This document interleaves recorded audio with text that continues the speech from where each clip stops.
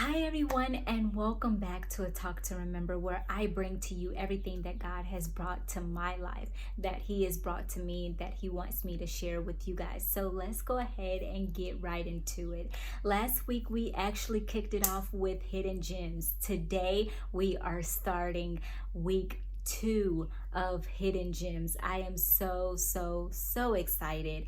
This is truly a challenge, but it's an amazing challenge. And let's go ahead and get started in this journey. So I have my computer up, so bear with me, but I am going to be looking down just at my notes of all of the women that I did say on my Instagram channel that I was going to talk about this week. So let me just recap of the women that I talked about last week.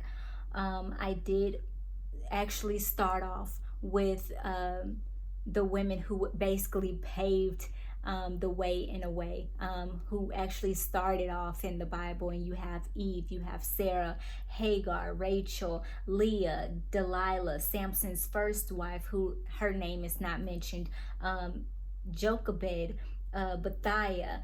And we are actually starting week 2 off, and I'm actually going to call this roller coaster of chaos, the good and the bad of the women in this portion of the Bible that you see. And yes, we are still in the very beginning of the Bible. That shows you how many women actually partook in being a part of the Bible itself before we even get to Proverbs, Psalms, really the middle of the Bible.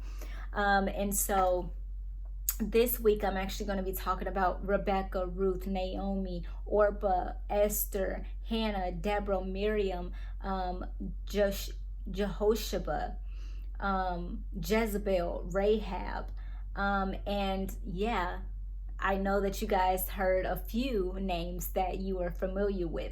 So let's go ahead and get right into it because we have a lot to cover, and I'm going to go as fast as I possibly can. As I am positioned, I hope and pray that you guys are able to see me. But yeah, I am so excited. So let's go ahead and get started. So we are actually going to kick it off with Rebecca.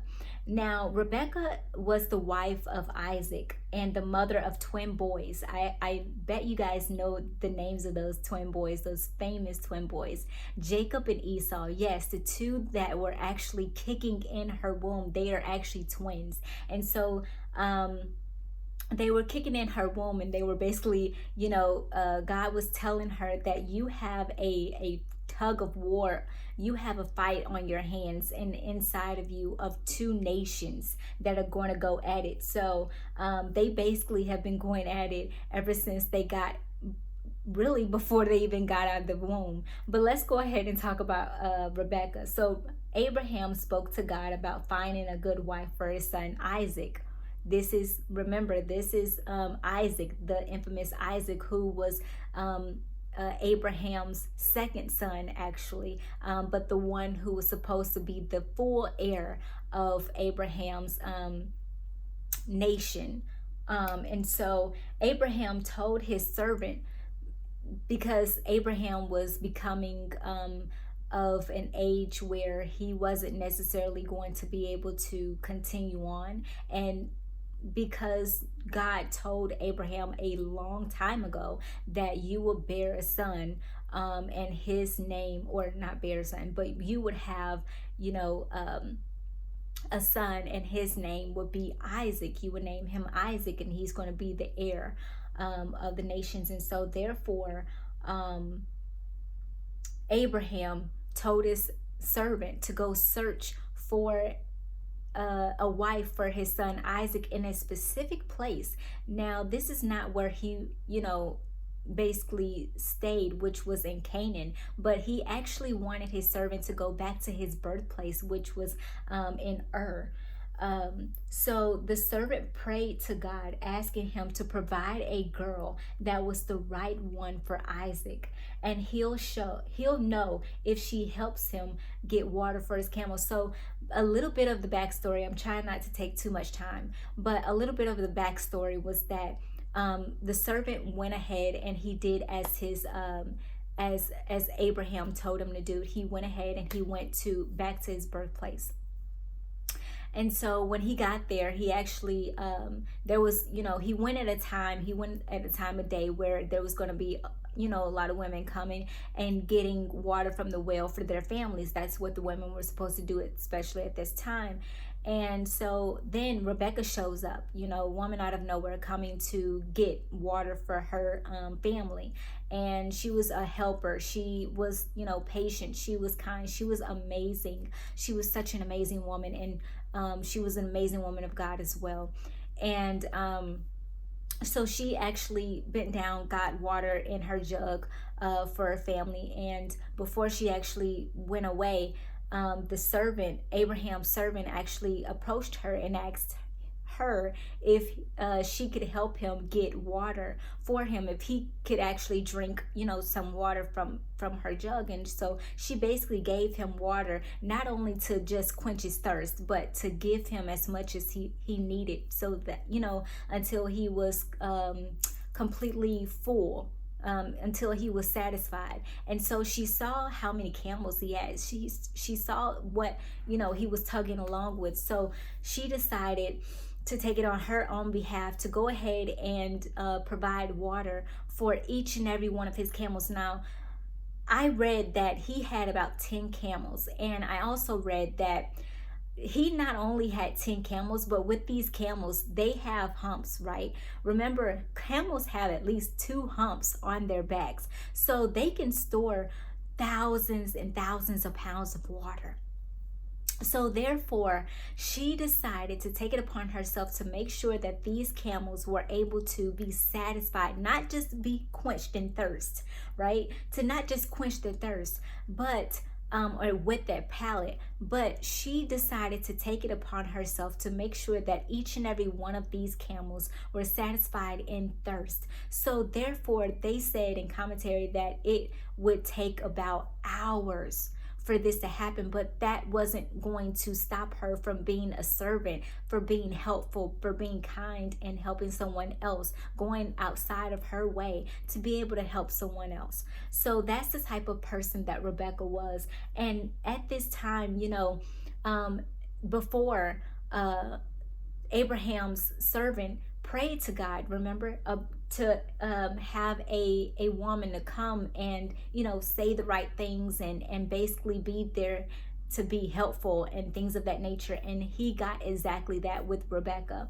And so he actually asked her if she would come back with him to be the wife of his son Isaac. Now, she didn't know who Isaac was. She didn't know what he looked like. But at this very time, as it continues on in some I would say nationalities, some people, around the world, they would actually have arranged marriages. And this is something what that was.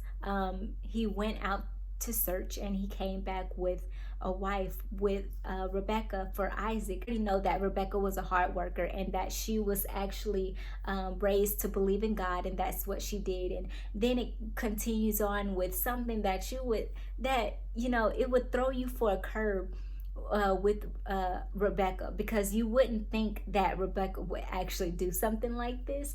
But when she had children by Isaac, and she gave birth to both Jacob and Esau, she favored Jacob, and Isaac favored Esau. Now, if you have children, I know you guys probably say, well, I don't have a favorite. Well, I don't have kids, but I definitely have heard, especially in my family, of there being favorites. And they definitely had a favorite. And long story short, Isaac was at the point where he was actually losing his sight. So he really wasn't able to, he could tell the difference between Jacob and Esau, because Esau was the one who had facial hair. He was hairy. That's where his name comes from. Esau means hairy. And then Jacob, he didn't have any hair. His skin was smooth as a baby and all of this. So anyway, Isaac wanted Esau to basically have his inheritance, right? Both of them were going to get a portion, but Esau was supposed to get, I guess, the main portion of it, of what Isaac was trying to give him. So therefore, and I believe he was, maybe a minute or two or some seconds or whatever, older than Jacob. So therefore he, Isaac wanted to make sure that Esau got, his birthright from his father before he passed on. And so Isaac gave him specific instructions to go out in the field and do what he told him to do, gave him directions and everything. And but Rebecca overheard the conversation that the two had. So she decided to pull Jacob to the side, her favorite son, pull Jacob to the side and tell him about what Isaac just told Esau. So therefore she told Jacob to go ahead and do basically the same thing and come back.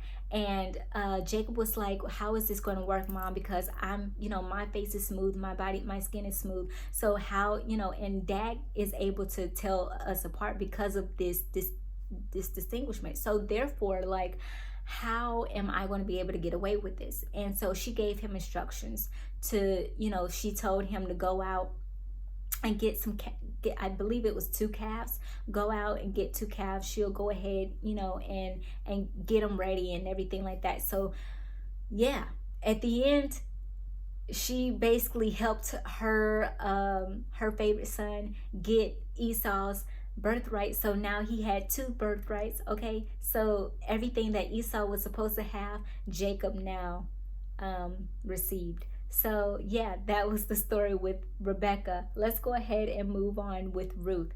Ruth left her hometown to not worship other gods, but the one God, the true God, our Heavenly Father, Jehovah. So she actually left her hometown to worship God, and she worshiped God, and she was actually the wife of Naomi's son. Ruth didn't want to go back to where she came from. At this point in time, her husband died, and Naomi's son died, or Naomi's husband died. I'm sorry, Naomi's husband died, and she was the sister-in-law to Orpah, and Orpah, who is the daughter-in-law of Naomi, and also the wife of the other son of Naomi, he died as well. So with Naomi, her husband died and both of her sons died. So none of the women had anything. They really didn't have, they were able to continue, living, and Ruth and Orpah were able to go ahead and get remarried so that they can have kids and basically be of significance, because back in that day, if you had a husband to take care of you, then you had inheritance. Then you especially if you had a son, then you were able to continue on that legacy. You were able to continue on that inheritance. So that's what that was all about, and that's how they lived back in the day.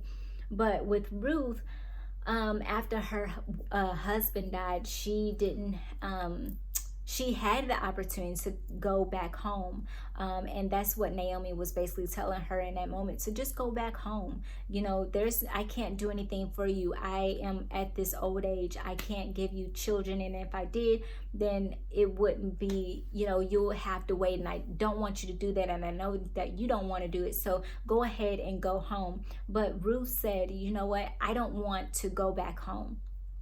Please don't let me go back home, because she said to Naomi that I'll worship your God. I'll go where you go. Death is not going to separate us. I'm here for you. And she was the real deal. She was a ride or die G. Like, she was amazing. I love Ruth. But anyway, continuing on, she actually followed Naomi back to Naomi's hometown of Bethlehem, and that's where she ended up working in the fields.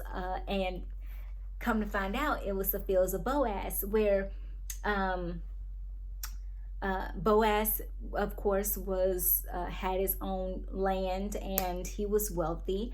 And Ruth didn't know until later on that day that when Naomi told her that this was actually, he was a part of their family, he was a relative. And so Naomi basically helps Ruth get good with Boaz and everything like that. And they eventually got married. And I would honestly say that this is one of the best love stories in the Bible. You know, after she and Boaz got married, they had a son, and they named him Obed, and Obed is the father of Jesse, became the father of Jesse. And Jesse, you guys know, is the father of King David. So she actually was the great grandmother of King David. So let's go ahead and go right into her mother-in-law, Naomi. So she was actually the mother-in-law of Ruth. Her husband and her sons died. She decided to return back to her hometown of Bethlehem. Her daughter Ruth, she told her daughter Ruth, like I stated earlier, she told her daughter Ruth and Orpah to go ahead and go back to where they came from. Go back to worshiping your gods, and go back to your place of where you came from. You don't have to, I don't have anything to give you. I have no children, no nothing. So if you guys want to go ahead, go back, then go back. God has basically, told me that this is it. And yeah, I have nothing for you. And Orpah, like I said, Orpah said, like, she didn't say deuces like that, but she did leave. She was very upset. She didn't want to leave, but Naomi insisted, and she went ahead and she went back. But Ruth was insistent on actually staying with Naomi. And so they actually, went on ahead to her hometown of Bethlehem. She had a relative. She found out because, Ruth brought back so much wheat, so much grain from working in the fields of Boaz's land, that she told Naomi about it. And Naomi wanted to know who this person was that was so generous to allow you to get all of this wheat in your first day of working there. And Ruth told her that, his name is Boaz. And then Naomi thought about it, and she was like, wow, this is a relative of mine. This is my relative. And so all of a sudden they decided to go ahead and hitch a plan to go ahead and get Ruth and Boaz together. And that's exactly what they did. And they ended up getting married. And yeah, that was the end of it. So Orpah is the sister-in-law of Ruth. She is the daughter-in-law of Naomi. Going to reiterate once again, she really is, her husband died. She went back, instead of going to Bethlehem with Naomi and Ruth, midway she decided to go ahead and go back to her hometown. Esther, she was a beautiful Jew. I love Esther as well. She kind of reminds me of myself just a little bit. She was shy and timid. But anyway, Esther was a beautiful, gorgeous Jew. And the king, I cannot say his name. I will butcher it, so I apologize right now. But the king, Ahasuerus, had a contest to see who would become his next wife, because his wife got out of line. So he said, you got to go. So therefore, he had a contest to see who would be his next wife. Her cousin entered her and prepared her as well. her as well, as she went through the process, to see if she was the one to be chosen by the king. Um, Eventually, it all paid off. She did all that she needed to do. It all paid off, and she became queen. So we know her as Queen Esther. Even though she was frightened of her husband, as what he might say about her wanting him to let her people be free from being killed, because when they first started, in order for her to get through, she was supposed to not let the king know or anybody know. It was actually a secret between her and her cousin Malachi, that they not tell anyone that she was a Jew, because at that time, uh what's his name, I believe I wrote it down, Haran, or Haman, I'm sorry, Haman was the evil servant. He was the even evil prime minister. So he's basically like the right hand man of the king. And he was actually trying to hitch a plan where he wanted to um, kill all of the Jews in the area, because he basically didn't like them, and he didn't feel as though they needed to get anything. They were less than. He felt as though they didn't need to get anything, so they needed to all be killed. But so since she was a Jew, she was frightened that her king, her husband, would look at her differently and want to have her killed.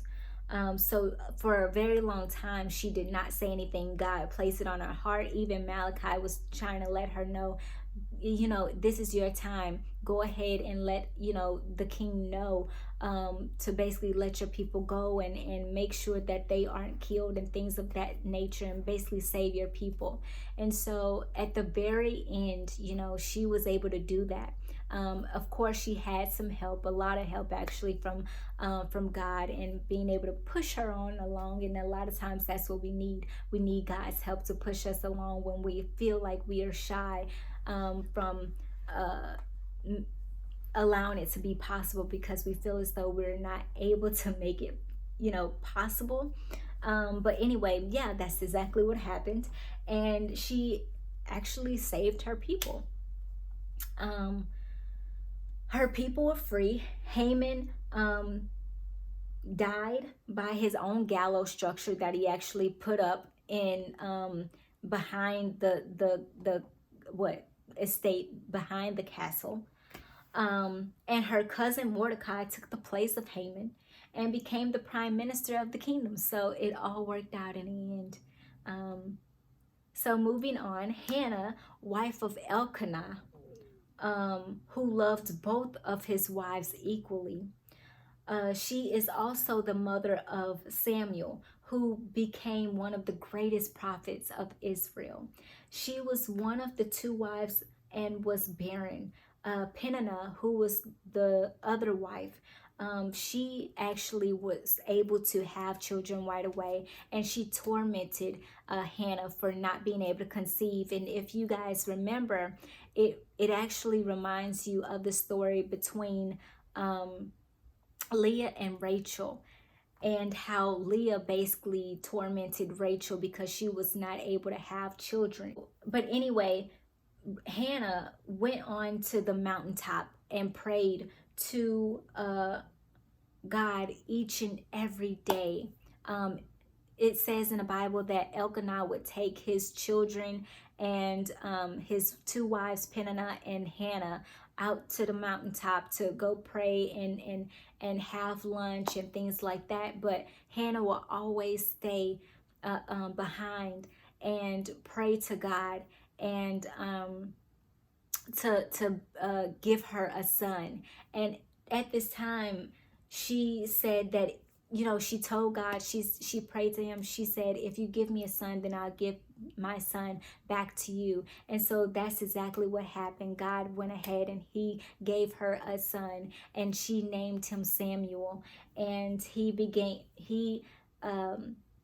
went to basically worship God and do God's work. And eventually became the greatest prophet in Israel. But Hannah did have more children after Samuel. They say that she had about 5 children. But anyway, Deborah, she was a prophetess. God spoke to her on many occasions by being a problem solver to his people. His people, you know, the Israelites, they will always get out of hand. They will always listen to what other people were saying. But Deborah was the person. She was basically the mediator and letting them know that this is what's going on.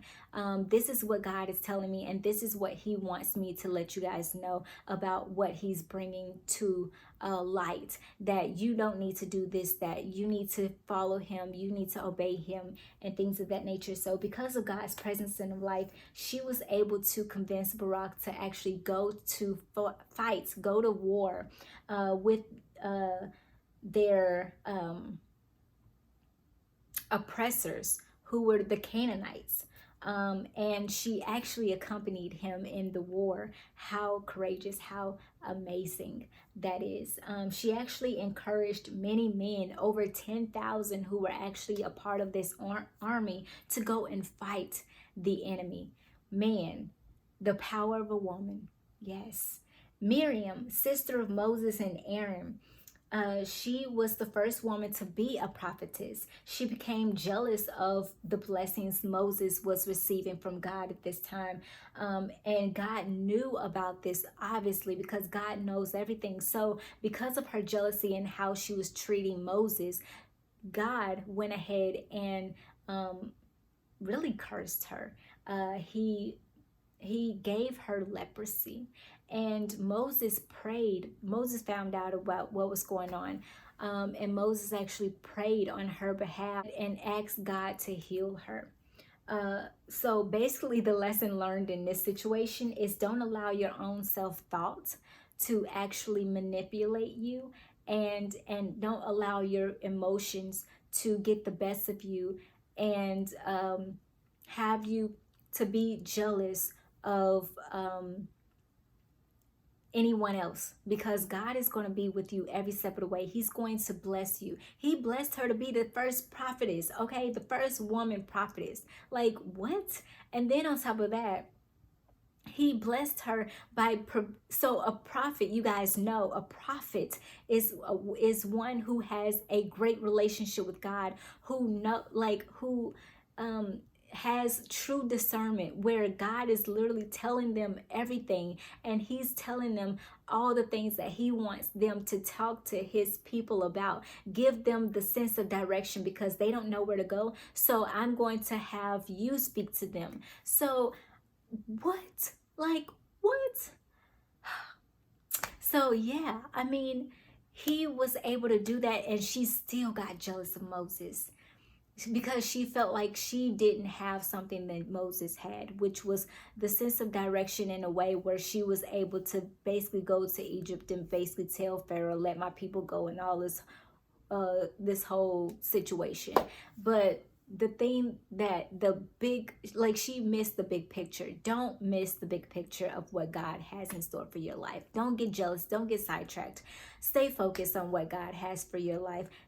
Be content. Be happy with the blessings that he has blessed you with, the opportunities, the doors that he has opened up in your life.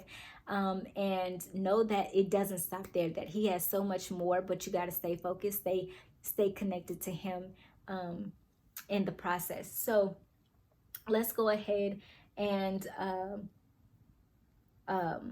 go to Jehoshaphat. So Jehoshaphat rescued her nephew and kept him hidden for 6 years from his relatives, who were trying to kill every firstborn because their son died. So this is crazy. This situation, this story is actually crazy. If I still have it up, I want to go ahead and go into a little bit more. So stay with me, bear with me, because it's like, what just happened? So anyway, she's a relative of King Ahaziah. Ahaziah is his wife wanted she was so upset. Her name was, thank you, Lord, because that was not highlighted before, but her name was Athaliah. Athaliah was horrible. She was one who wanted to murder all of the firstborns because her son died. So therefore she wanted to um what kill all the firstborns. So therefore Jehoshaphat found out about what was going on, and in order for her to preserve the seed, the royal seed, she actually that was actually in line up to take over the land of Judah. She actually made sure that he was safe in that very situation. Jezebel, y'all. Y'all know about Jezebel. If you don't know about Jezebel, you will know about her now. This girl was ruthless. Like, she was the epitome of evil. She was the epitome of ruthlessness. Like, there are words that I can't even all the way describe for how horrible Jezebel was. Like, I knew Jezebel was like horrible, but after doing more research, I was just like, she is just out of this world. She is worse than the other ones that I was talking about, from week one. And I'll go ahead and put that at the end for you guys to go ahead and check that out. But yeah, Jezebel was the daughter of a priest king who worshipped other gods. That's red flag number one. And then she became the queen of Ahab. And Ahab was actually the heir of a king who his daddy was bad, his daddy was evil and did evil things. Ahab became king and did evil things, and this is all taking place in the land of Judah. Yeah, this is, as I'm thinking about it right now, this is actually before Naomi and Ruth, before they even took place, or this is around the time when they took place in Judah, but decided to go ahead and move out of Judah because of the famine that was getting ready to happen. I believe, yeah, that was getting ready to happen at this particular time. But anyway, Jezebel, she was the wife of Ahab and introduced him to the god Baal, a nature god, and she didn't worship God at all. She tried to eliminate the worshiping of God, as people do now in today's society. I'll leave that there. She was violent among other things and was very selfish. She was all about herself and doing what she wanted to do, and she casted evil on other people, or she tried to cast evil on other people who did not want to, by killing them, who did not obey her, who did not want to do what she said, what she commanded. She was a liar. She was everything under the sun of evil. And for that, she died a very horrible death. And I was thinking about, before actually going live or going on here and bringing this to you, I was thinking about, like, should I tell them how she died? But I said, no, I ain't gonna tell. So if you guys want to really know how she died, then I suggest you read in the Bible. That is your homework, to try to figure out how Jezebel died, because that was very horrible, very painful.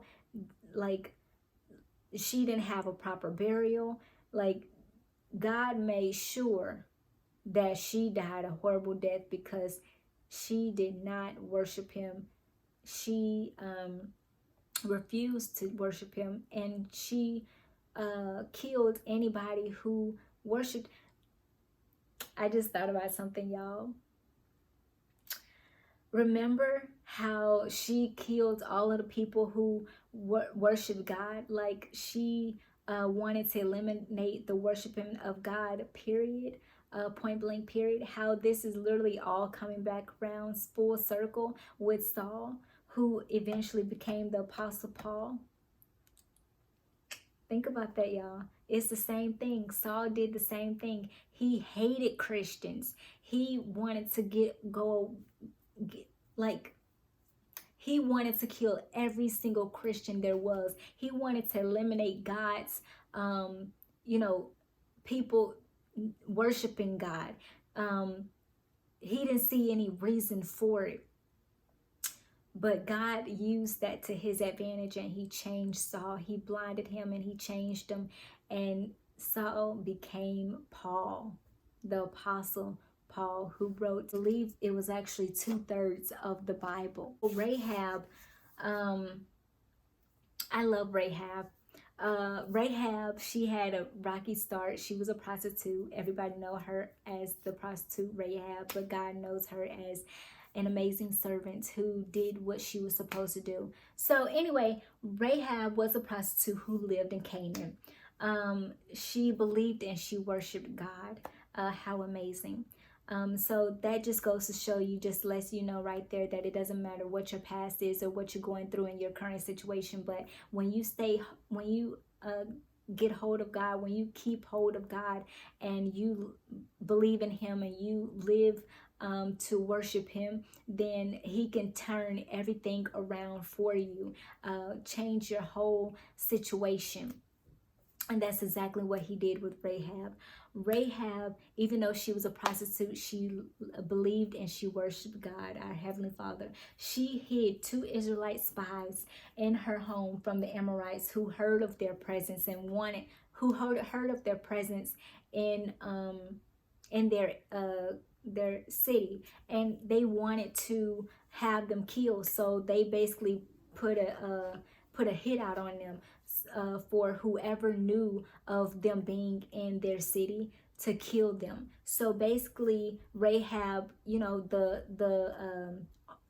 a few of the army men came to her home and was asking to see if she knew of 2 men. At this time she hid them. And she said, no, they actually went that way. If you see them, they actually went that way. This whole entire time she was actually hiding them in her house. So the Israelites said that they would come back and they would help her and her family get out of the city and be saved. And that's exactly what they did. They got her out, but the rest of the people that were in that city, they actually, it all burned to the ground by the way of God himself, because of all of the things that they were doing in that city. He had to get rid of it. But yeah, Rahab and her family, they were definitely kept safe.